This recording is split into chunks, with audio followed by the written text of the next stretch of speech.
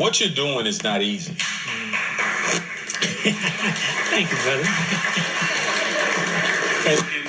And that applause is warranted because there are plenty of people like you, Duke undergrad, Stanford MBA, work with Chrysler, Jeep, all these amazing brands, and they go and work for one of these corporations, and they hire for 30 years, get to go watch, and they're like, okay, I'm good.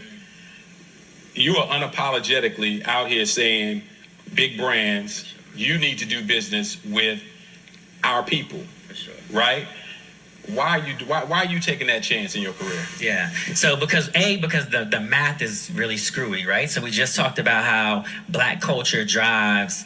You make the number up 80% of global culture, 70% of global culture. I really don't care. The number's a big number, right? Mm-hmm. But when it comes to black media, the number is we only get 1% of their marketing spend. We get 1% of their advertising. So that gap is so ridiculous. So why are we out here being bold? Because they're bold enough to create the gap. If you think that we run culture and we drive global culture like that, and you think it's okay to then only put 1% back, reinvest 1% back into the media, it's not right. And so our chairman is big in this notion that like now is the time for us to make bold moves. Now is the time for us to walk in the boardrooms and tell people what it is.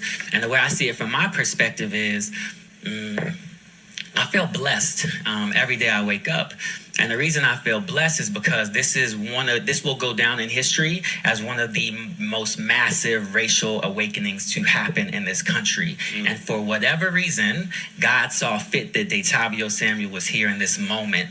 And so I feel blessed. I feel the opportunity. I believe that the window is short. Since this thing started, like Puff has always been on like 3 years to do it all.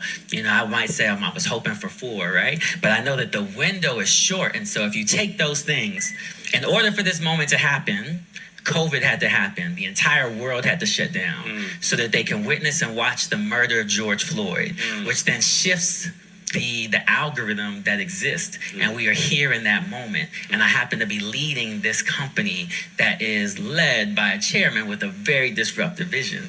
And so for us, the only answer is to walk in and say, the time is now.